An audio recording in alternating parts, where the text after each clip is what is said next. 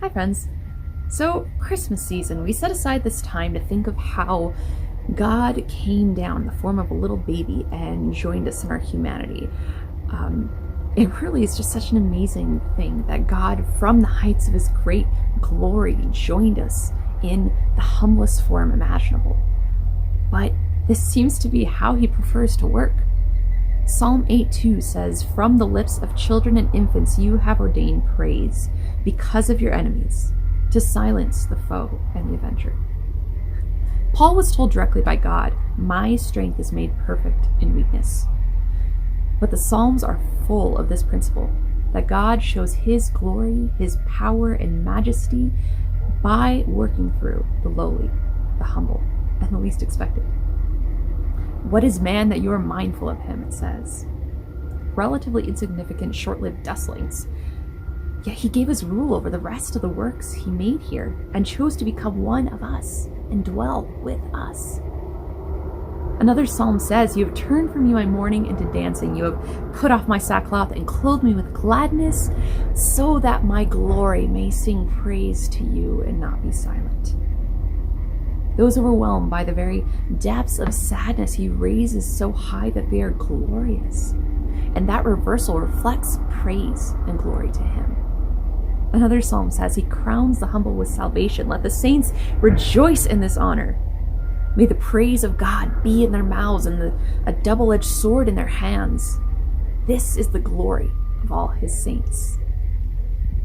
The humble are those who even carry out his justice, those who show his strength. It seems like God just likes subverting our expectations. Think of Samuel, ready to anoint any one of Jesse's strapping older sons as king over Israel. But God chooses the runt, the baby of the family, a scrappy, poetic shepherd boy. Think of Elijah.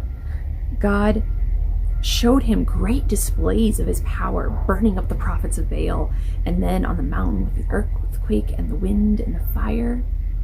But he spoke in a still, small voice. And that's what bolstered the prophet's courage. Maybe we just have wrong expectations. And I wonder if this goes all the way back to the fall in Genesis and misunderstanding in what ways we are meant to be like God. Not having control, not a self-proclaimed honor or glory coming from ourselves, but in humble submission, in sweet trust and loving dependence on him. This is how we become the conduits, even of his own power and glory and grace and strength. His delight is not in the strength of a horse or the legs of a man. God is not impressed by any human show of power, wealth, strength, fame, or ability. None of the trappings that we consider signs of success are impressive to him. But he delights in those who fear him, who put their trust in his unfailing love. We are earthen vessels filled with the priceless riches of his grace. It's like taking a Dixie cup and filling it with $1 million bottle coconut brandy. It's a thing. I looked it up. But somehow this is how God shows the breadth of his power, the depths of his goodness, the vastness of his glory, by the praise spoken by little children and the grace given to the humble, by those who follow a man who hung on a cross, whose life in us is the hope of glory. Go in peace. Walk in love.